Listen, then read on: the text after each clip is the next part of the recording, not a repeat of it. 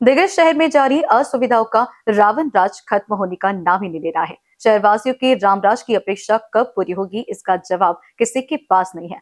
पेशे पौराणिक कथा के माध्यम से शहर की वर्तमान समस्याओं को उजागर करती जुबैर खान की यह खास रिपोर्ट। आज आपको खबर सुनाने से पहले एक कथा सुनाते हैं। कथा पौराणिक है। रामायण के अनेकों पात्रों में एक नाम कुंभकर्ण का भी है। कुंभकर्ण लंका के राजा रावण का छोटा भाई था। बताया जाता है कि कुंभकर्ण को 6 महीने सोने और फिर एक दिन जागने का वरदान मिला था। तो एक बार हुआ यूं था कि रावण, विभीषण और कुंभकर्ण, इन तीनों भाइयों ने कड़ी तपस्या की। उनकी इस तपस्या से ब्रह्मा जी बहुत प्रसन्न हुए। उन्होंने इन भाइयों को वरदान मांगने के लिए कहा। रावण और विभीषण ने अपने अपने वरदान मांग लिए। कुंभकर्ण इंद्र का आसन यानी इंद्रासन मांगने की तैयारी में था। ये बात समझ में आते ही ब्रह्मा जी ने सरस्वती के जरिए कुंभकर्ण को भ्रमित कर दिया और कुंभकर्ण ने गलती से फिर इंद्रासन के बजाय वरदान में निद्रासन मांग लिया और ब्रह्मा जी ने तत्काल तथास्तु कह दिया। लेकिन जब कुंभकर्ण को गहरा पश्चाताप हुआ तो ब्रह्मा जी ने उसे 6 महीने सोने का और एक दिन जागने की सहूलत दे डाली। इस तरह से कुंभकर्ण 6 महीने सोता रहता और फिर एक दिन जाग उठता और फिर अगले 6 महीने और सोता रहता। कथा यहाँ समाप्त होती है। अब खबर की ओर लौटते हैं, लेकिन उससे पहले हम अगर इस पौराणिक कथा में कुंभकर्णीय नींद को एक लम्हे के लिए दिग्रज शहर के वर्तमान से जोड़कर देखने का प्रयास करें तो नजर आएगा कि ठीक कुंभकर्ण की तरह ही दिग्रस नगर पालिका प्रशासन को निद्रासन यानी शायद सोने का वरदान मिल चुका है। यही वजह है कि दिग्रस में काफी दिनों तक विभिन्न नागरिक समस्याएं उपजती रहती है, पनपती रहती है। फिर एक दिन नगर पालिका की नींद खुलती है, लेकिन क्योंकि पालिका प्रशासन को दोबारा निद्रावस्था में जाना होता है तो समय कम पड़ जाता है और जनता की समस्याएं न सिर्फ जस की तस बनी रहती है बल्कि और भी ज्यादा विकराल हो जाती है। जैसे मिसाल के तौर पर पेयजल आपूर्ति की समस्या को ले लीजिए। मोतीनगर, सुभाष नगर, चांद नगर, गौलीपुरा में आज भी भीषण जल संकट जारी है।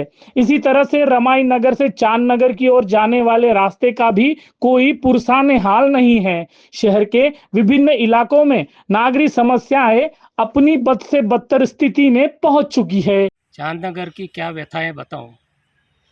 समंदर नज़दीक है, पानी कभी टाइम पे आता नहीं। स्टोर करने जाए तो हमारे पास बर्तन नहीं। रास्ते बिल्कुल इतने नामाकुल है कि बीमार को ऑटो से ले जा सकते नहीं। स्कूल के बच्चों को चलने को रास्ता नहीं। मोरियाँ पूरी तरह डबाडब भरी है, ओवरफ्लो होती है, कीड़े घरों में पद आते हैं। कोई हमारे तरफ देखने को नहीं। चांद नाम तो हमारा चांद है, चांद नगर है, लेकिन दाग चांद नगर में हज़ारों है। क्या बताएं, सरकार इस पे, शासन इस पे, प्रशासन इस पे गौर करे। हम 90% टैक्स पे ही है, फिर भी कोई ख्याल देता नहीं। मालूम नहीं चांद नगर का क्या होगा। मोतीनगर सहित आसपास के अन्य इलाकों में कहीं 10 दिन के बाद तो कहीं 15 दिन बाद अपर्याप्त जलापूर्ति की जा रही है और पेय जलापूर्ति का समय भी नोट कर लीजिए। कभी रात में 11 बजे तो कभी रात 12 बजे यहाँ नलों में पानी आता है और कब चला जाए इसका कोई भरोसा नहीं होता। कितने शर्म की बात है। इसके अलावा शहर में रास्तों की, गड्ढों की, पाइपलाइनों के लीकेजों की, कचरे की और कचरा गाड़ियों की अनियमितता की भी कई शिकायतें हैं। न समस्याएं समाप्त हो रही है और न ही शिकायतें खत्म हो रही है। देखिए, सोने वालों को जगाना आसान है, लेकिन सोने का ढोंग करने वालों को जगाना मुश्किल है। और मुझे लगता है दिग्रस नगर पालिका प्रशासन सोने का ढोंग कर रहा है। मैं इसलिए कह रहा हूँ कि आज के इस हालात में नदी के उस साइड में करीब करीब 40% आबादी रहती है जो कि गरीब है, फाइनेंशियल वीक है, बैकवर्ड क्लास एरिया है। उसके बावजूद भी आज कभी 10 दिन में, कभी 15 दिन में नगर पालिका प्रशासन के जानिब से पानी पुरोठा किया जाता है।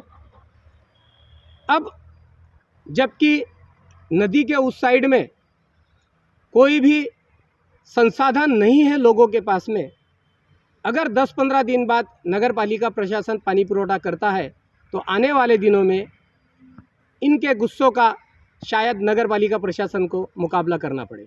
शहर भर में जारी बदहाली के इस मंजर का कारण अगर आपको पता करना है तो फिर से कुंभकर्ण की कथा को याद कर लीजिए। कुंभकर्ण रावण का छोटा भाई था जो सोता रहता था। इस तर्ज पर रावण की जगह शासन को रख लीजिए और छोटे भाई की जगह पर प्रशासन यानी नगर पालिका प्रशासन को रख लीजिए, सब बात समझ में आ जाएगी। इन दोनों को मनमानी का जो वरदान मिला है उसको लेकर वो बड़े खुश है। ना कोई रोकने वाला है न ही कोई टोकने वाला है।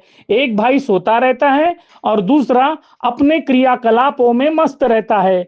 इनके बीच में हम लोग हैं जो कल भी परेशान थे, आज भी त्रस्त है, क्योंकि इन सारी समस्याओं का समाधान जिनके हाथ में है वो काम चोरी, सीनाजोरी और लापरवाही की बीमारी से ग्रस्त है। तो ठीक है दिग्रस वालों, आप त्रस्त रहिए, समस्याओं से ग्रस्त रहिए, अपने आप में व्यस्त रहिए। खैर मुझे दीजिए इजाजत, तब तक रखिए अपना खूब सारा ध्यान। इंडिसियन न्यूज के लिए दिग्रस से जुबैर खान।